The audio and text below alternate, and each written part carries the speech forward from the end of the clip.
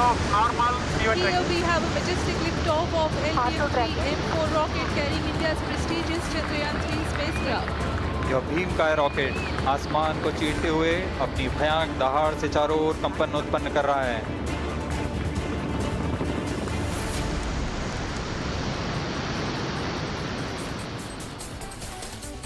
Today at 2:35 p.m. Indian Standard Time, we've taken our tryst with the moon to the next level with the launch of the Chandrayaan-3, the third in a series of lunar space probes whose mission is to land on the southern pole of the moon. While we all looked on with awe and great pride at that takeoff from Sriharikota in Andhra Pradesh, Chandrayaan-3's journey has just begun. The true test will be on the 23rd of August, 42 days from now, when the lunar probe reaches the surface of the moon. Its predecessor, the Chandrayaan-2, made the same challenging journey 4 years ago. In 2019, the Chandrayaan-2 made it as close as 2 kilometers from the moon's surface, but landed too fast and crashed. This time round, we are preparing for a soft landing. Once the lander, Vikram, gets to the south pole of the moon, it will release the rover called Pragyan, which goes on to collect data, drill down into the surface of the moon and try and figure out, amongst other things, what the core temperature of the moon is. So why is this a big deal? Why does all of this matter? Firstly, because India has been working towards the aim of landing on the moon for decades. This mission will build on the previous two. Remember, the first Chandrayaan mission began in 2008. That was an orbiter that confirmed the presence of water on the moon. The second one in 2019 aimed to land on the moon, and though it couldn't, the data collected by Chandrayaan-2 has helped in the breakthroughs we hope to see from Chandrayaan-3. If we are successful in this soft landing, we become only the fourth nation in the world to do so. Before this, the US, China and the former Soviet Union have managed this. Importantly, we will also become the first mission to land near the moon's southern pole. This has been unexplored so far due to the lack of sunlight and extreme temperatures. This will be a massive breakthrough because very little is known of this region. So we will have a lead, an edge in future collaborations. And this also paves the way for the American manned mission called the Artemis 3, which goes off in 2025. In fact, soon after Chandrayaan-3's launch, NASA Chief Bill Nelson tweeted out that they were looking forward to the scientific results that we bring back. But the big picture is this is possibly the first teeny tiny baby step towards future colonization of the moon. I know it sounds like science fiction right now, but if we were to be a multi-planetary species, as the Musks of the world dream about, data collected on such moon missions becomes critical. But that's not the only reason we should be proud today. ISRO is also known to be a trailblazer of space exploration and technology on a shoestring budget. While the Chandrayaan-1 cost about 386 crore rupees, Chandrayaan-2 cost 978 crore rupees, and the third edition, Chandrayaan-3, cost 615 crore rupees. These are a fraction of costs of Hollywood movies like the latest edition of James Cameron's Avatar, which cost over 2,000 crores. Even some Indian blockbusters possibly cost more. Now, we're not really comparing this to NASA's budget because what they are doing with the Artemis includes a manned mission to the moon. So it's not really a straight comparison. But suffice to say, of all the experts we've been speaking to today, they all talk about how this is an even greater feat considering what it costs compared to what other moon missions and space exploration missions in the world cost. Today, I will be asking all of these questions to not one or two, but three ISRO chairmen, the current one and the former. I will be speaking with S. Somanath, the current ISRO chairman who launched Chandrayaan-3 today, K. Sivan, the former ISRO chairman who helmed the launch of Chandrayaan-2, and G. Madhavan Nair, the former ISRO chairman who oversaw the launch of Chandrayaan-1. This perspective, we hope, helps answer some simple questions. What does the Chandrayaan mission mean for India and the world? Are we seriously looking at the first steps of possible habitation, colonization of the moon? And how do we, in India, at ISRO, do it on a shoestring budget? Is this coming at the cost of technological advancement? All of those interviews are coming up. But first, I want to take you through the exciting moments from today. Countdown has ended for the launch of the LVM-3, the rocket that is, of course, going to take our dreams to the moon. This is, of course, the lunar mission that we're talking about. You see right there in front of me, dreams of a billion Indians taking off as we look to write a new chapter in the Indian space odyssey. More importantly, of course, after the failure of Chandrayaan-2, many have been hoping that this day is in front of us very soon, and it is right now happening right in front of our eyes as we see this humongous rocket. Any time now, of course, you would look at, a small separation of sorts as it leaves the Earth's atmosphere, and you can see, of course, the crackling sound, and it it shows you the prowess of ISRO, the efforts that the scientists have put in, all of that bearing fruit in this successful launch up until now that we're looking at. And in a few days from now, the 23rd of August is when we're expecting the satellite with the lander and the rover to reach the surface of the moon, to achieve the soft landing that was, of course, evasive last time around. As we look at these dramatic visuals, it is a reminder that ISRO and as Indians, we can achieve any milestone that we dream of. And while, of course, many countries like the United States, like the Russians, and of course the Chinese in the recent past have been, carrying out multiple lunar missions, this, of course, is the time where India writes its own history. Did you see the launch? Did you see Chandrayaan flying into the sky? How does it feel to you? It just feels legendary to be able to be here. My heart was racing as the countdown began, and then seeing it fly up and just upward away from the planet is just insane. I'm so glad 10,000 of us have witnessed it today, and I have no doubt it has made incredible history. I'm so thankful for being here. Thank you. Our happiness, actually, we cannot express in words because all the countries, they have gone for this kind of launches. But only speciality of our country, present launch Chandrayaan-3. Nobody, no country in this world have tried to launch our lander in the south pole of lunar. I was very happy. It was an immense pleasure to watch the Chandrayaan lift up and go to sky. And I wasn't expecting. I'm very happy to see people are so enthusiastic about the space sector now that even at this temperature, everyone is there to cheer the crowd to watch the mission. So it was very, very joyful experience. Physically checking in how it looks like. Previously, we've watched it in TVs like in 2019, but this is the first time seeing it live, and the vibrations when it took off and it went off the clouds. The vibrations actually, I had really goosebumps. Firstly, congratulations. I'm sure you're happy. We saw you getting a little emotional as well. Take us through that moment. No, actually, the entire nation is looking at this launch to have a success. So the responsibility given on my shoulder was, and for last around 73 days of launch campaign activities also, I can see the response of the media, response of the people, our own organizational peoples. Every day, hundreds of people are asking me about the status, progress, and how you handle things. So, so I have to satisfy the entire. I had a feeling that entire national feeling I have to satisfy. You're shouldering the hopes of the entire country. Exactly. So that made me emotional, really. Were you nervous?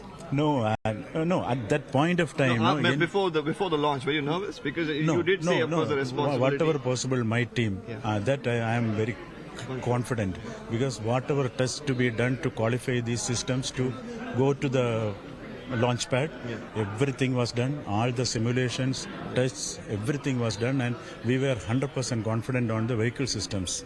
It was, and we are 100% sure that this is going to do the job. So this launch vehicle has been successful for us, not just this mission, but multiple missions. Yes. How are we looking at an upgradation of sorts, so that, because we have, of course, a manned mission which is much awaited in the future. So are we looking at this same launch vehicle that we are going to use? Are we going to see any sort of progressions or upgrades that we're looking at in the vehicle? Yes, actually, the same vehicle, the LVM3 vehicle, is earmarked for the human spaceflight as well in its human-rated version. Human-rated means we should make it safe enough for the man to travel or human being to travel on board the vehicle. In place of the satellite, we are putting human being.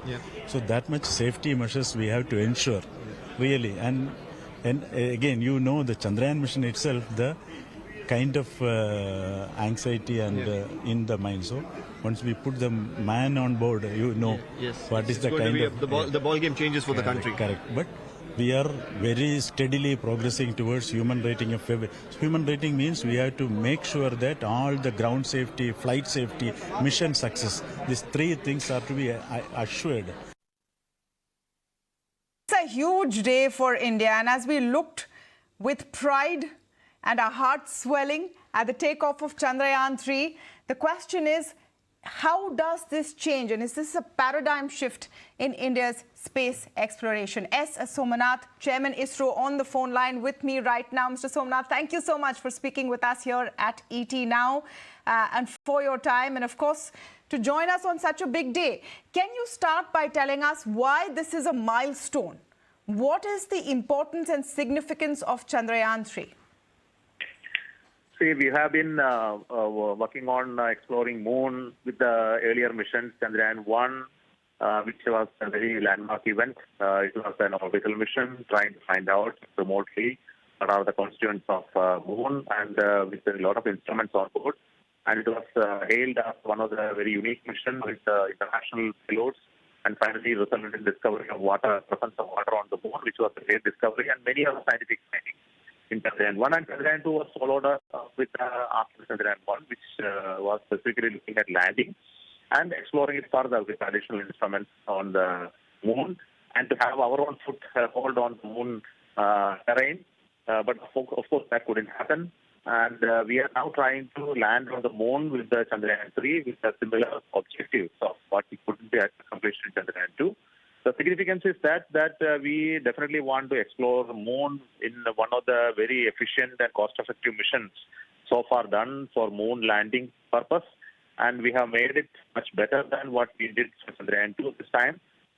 So this mission today is significant in the part that unless we put it in the Earth orbit, there is no way we can further go to moon. And it has been done with our own rocket, made in India rocket, LVM3, with the biggest rocket we have. Placed very heaviest satellite in the correct orbit today, and further journey will happen now.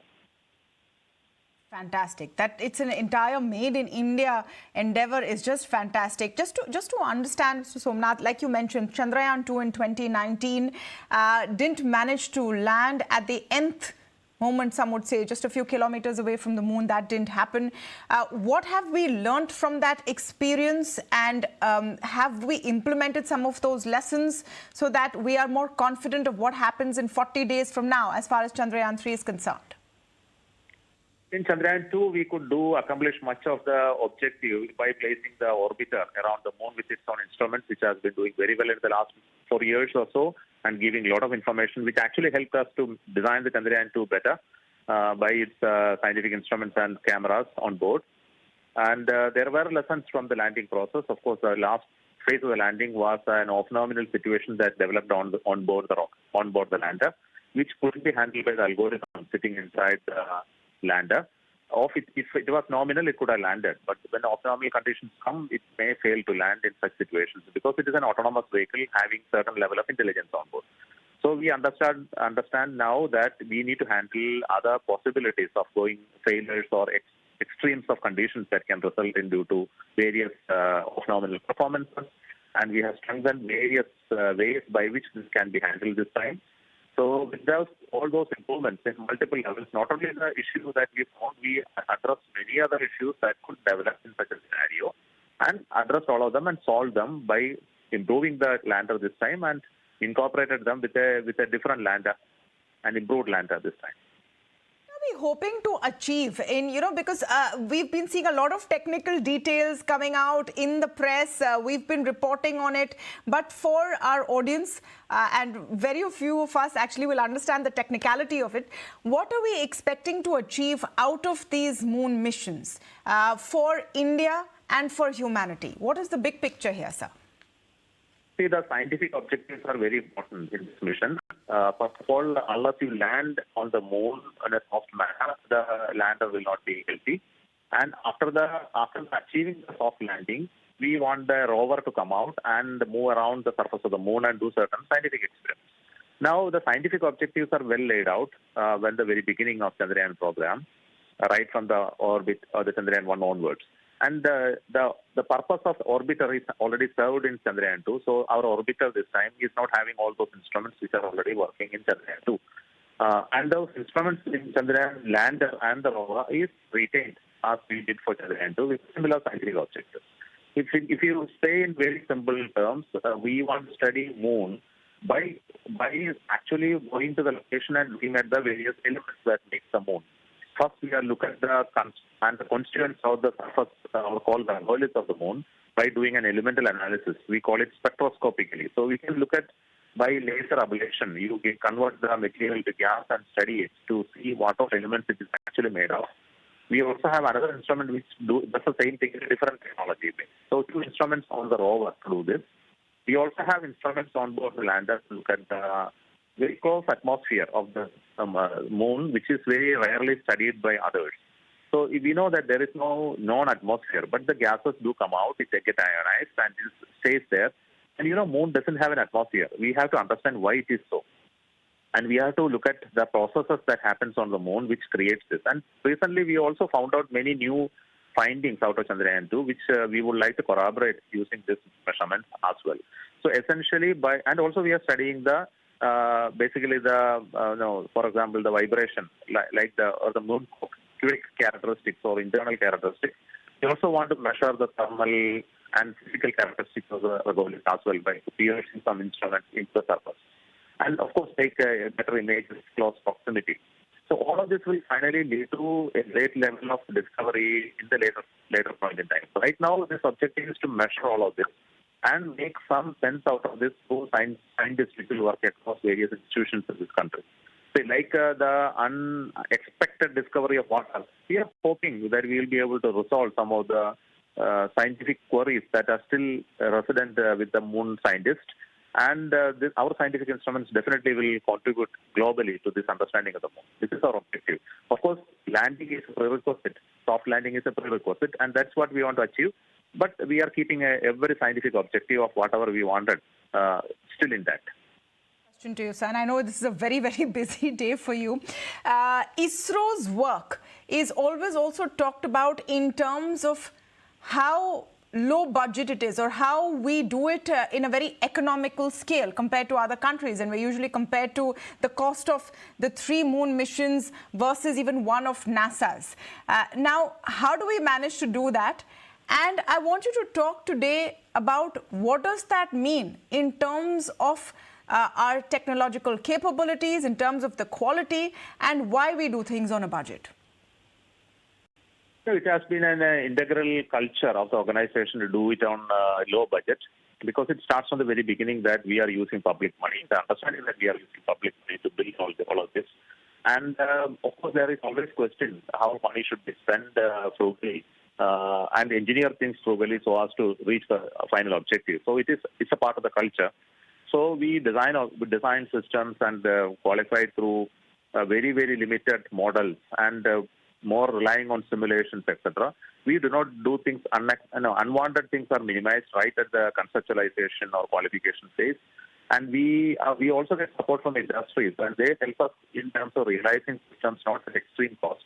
We negotiate with them and see that they do it for a national cause rather than for making profits. So there are various ways by which we encourage this activity to happen. Definitely our engineers' skills and quality definitely comes in upfront to make things in low cost, because the real engineering skills are there.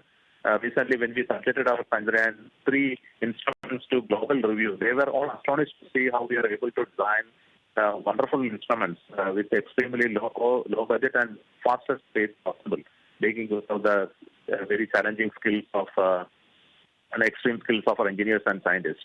So together we are able to plan and execute it right from the very beginning in a very low budget. Of course, there are costs encountered because we are using very exotic materials, exotic electronics. So that way, it cannot be reduced further beyond a point. But we were able to do it substantially lower than many others. Thank you so much, Mr. Somanath, for joining us today on what is a big day, a very proud day for all Indians. And congratulations once again to you and your team. I'm now speaking with K. Sivan, former chairman of ISRO. And Dr. Sivan was actually chairman of ISRO when Chandrayaan-2 took off in 2019. Of course, Chandrayaan-2 didn't successfully land on the moon, and Chandrayaan-3, its successor, now aims to do the same. But Professor Sivan has been part of the entire process that has led us to this day. Dr. Sivan, thank you so much for joining us today. Let me begin by understanding from you why this is such a milestone.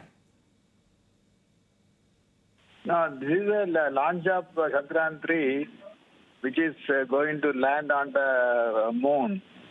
And that way, the entire nation is looking with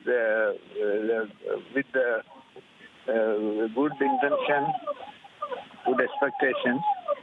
So that's happened, launch has happened successfully. Now, in the coming days, the orbit raising maneuver will be done on the satellite, and it will be then landing maneuver will be conducted.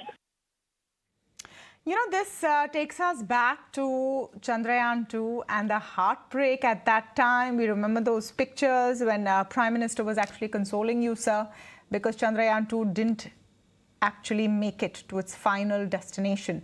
Can we hope for success this time around? No, this based on the Chandrayaan-2 that orbit data, a lot of information were gathered and found what had went wrong.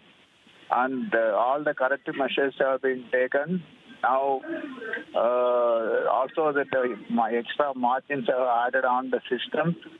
Then wherever possible, the redundancy is added. So this time we are expecting that it will be a success mission. Chandrayaan, the landing is success. That's what our expectations are. In very simple terms, what is Chandrayaan-3 going to achieve for us? Why is this going to be a game changer? Now, we are going to get a new technology. Yes, like this technology, what we are going to acquire by soft landing. It will be useful in the future for the moon habitation or landing on celestial bodies. That way the new technology will get. The second one is that by doing that in situ experiments, we will understand about the moon geology much better. That way it's beneficial only. Do you think, sir, that someday Indians will live on the moon and this is the first step towards it? But it may happen, which I cannot say now, but it may happen. Because always 50 years back, whatever we thought they were fantasy, now it became true. So it may happen after 50 years. So at that time, this technology will be useful. Yeah, absolutely. Thank you so much, sir, for speaking with us today. Talking today with G. Madhavan Nair, former chairman of ISRO, and K. Sivan, who is also former head of ISRO. Both of them have been involved closely in other versions of the Chandrayaan-1, 2 and 3. So obviously this is a journey. We're going to get the perspective for you today in this exclusive conversation. We're so excited. Mr. Madhavan, thank you so much for speaking with us here on ET Now on what is clearly a very, very big day. Now, how I'm going to approach this is everyone's talking about the technical details of Chandrayaan-3, and that's extremely crucial to understand the advancement we've made. But for our viewers who are seeing this right now, can you explain why this mission is important? Why is this such a big deal? Well, as a capability for the space exploration is progressing, exploring the planets nearby, the moon, Mars, Venus, etc., becomes important. Of course, we have made a small beginning in 2008 by sending a spacecraft to moon and collected its surface features and also deposited the Indian flag on the surface of the moon at the time. But this, all those observations were based on remote sensing technique and we don't have the first-hand feel of what is there on the surface of the moon. There were detection of water on the lunar surface has been a great finding of Chandrayaan-1. This has to be revisited and reconfirmed by collecting samples from the surface. So this operation is what is scheduled in the Chandrayaan-2. Chandrayaan-2, of course, there was an orbiter and there is a similar configuration of a lander and rover was there. And everything went on all right until about 2 kilometers above the surface of the moon. Then some glitch has happened and the spacecraft tumbled to the lunar surface and crash landed. And the mission partially failed. Now, the demonstration of this capability of soft landing becomes important element because we have proven all other things like escaping from the Earth's velocity, Earth's gravitational field, and going to the outer space, going to places like Mars or Moon, etc., has been demonstrated. But to have a physical touchdown on a remote unknown place is a huge affair. So for that, a host of technologies, as the distance goes up, the time for communication, etc., increases. And here it's about 8 seconds or so. And with that, it's not possible to have any control from the ground. So you have to design an autonomous and automatic system which can take care of this. There is a computer which manages this mission like this. Then the input to that is sensors like stereoscopic camera, laser imaging sensors, and also the accelerometers and the gyroscopes and so on. So with this data, it will try to command a propulsion module to see that the velocity is gradually reduced and finally the spacecraft will be placed on the surface of the moon, just like you place a baby on the cradle. Now, on Earth, when you do this, we have the advantage of Earth's atmosphere.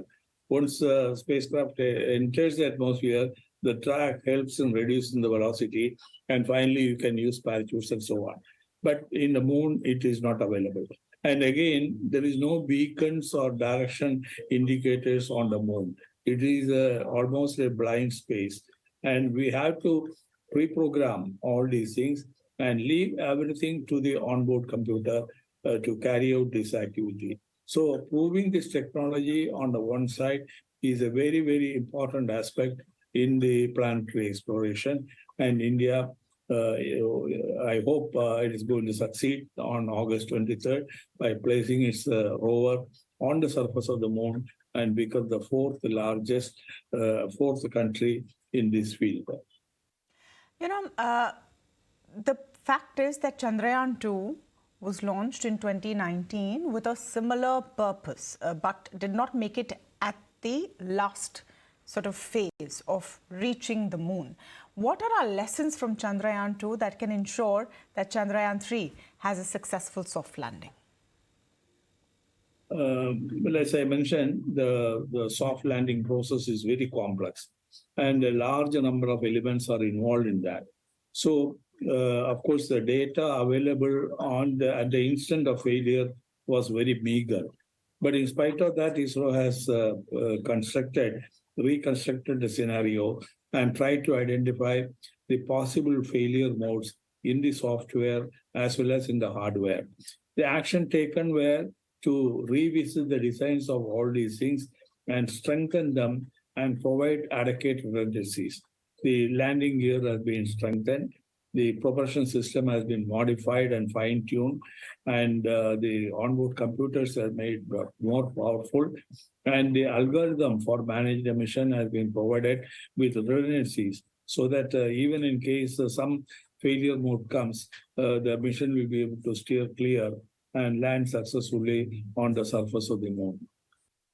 So, if I were to explain to viewers and those who are watching now, what is the ultimate purpose, sir, of Chandrayaan-3?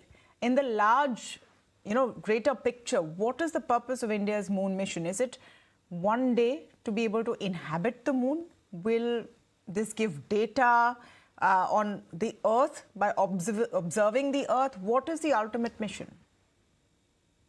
Well, the human beings always they love exploration of new territory. When Columbus started off to find and ultimately finding USA was a big event and big landmark. And similarly, if we want to colonize the nearby planets like Mars or the moon, this is only a humble beginning of that. To find out what is the environment there, what are the resources there, how it can be utilized for establishing first maybe a robotic station and later maybe human presence and so on. This is only a small step towards learning the landing technology and also how to reach safely and later, of course, return safely to Earth. So that way, ultimately, the human colonization of these places will be in the agenda of the global community. But of course, as far as India is concerned, initially we are concentrating on the robotic exploration and the manned mission, the Gaganyaan, is already approved one. And maybe in a couple of years from now, we will have the capability to send men to around the Earth orbit and return safely. From there, we need a much more powerful rockets to go to the moon directly and have our presence. But there are so many imponderables in developing a colony there without air, without atmosphere, with low gravity level. And of course, water is confirmed to be available.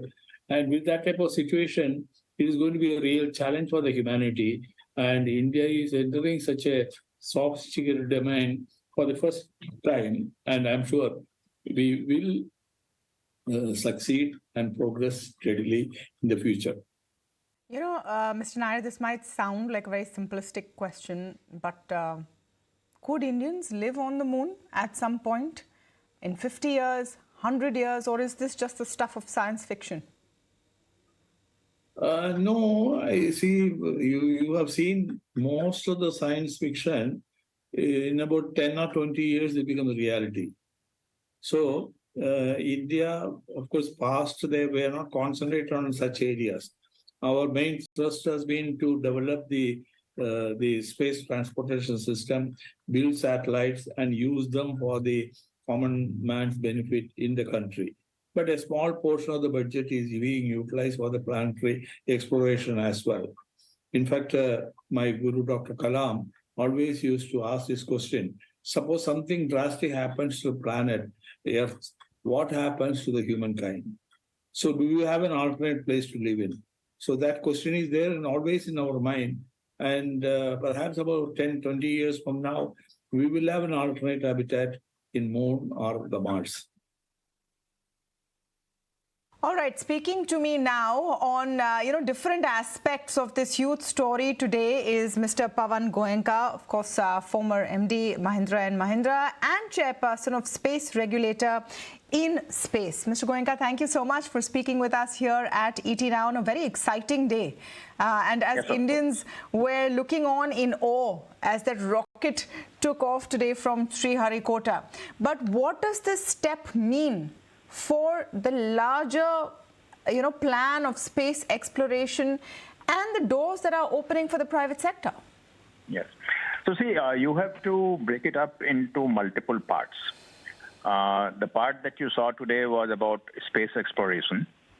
And space exploration is something where India has a fairly good position globally with Mars and Moon mission. And what was done today establishes ourselves once again. Of course, we have 40 days left for the lander to land on the moon and the rover to come out.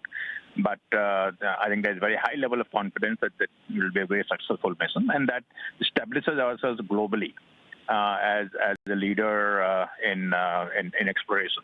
And there are many other things that have been planned, which ISRO is in a better position to talk about.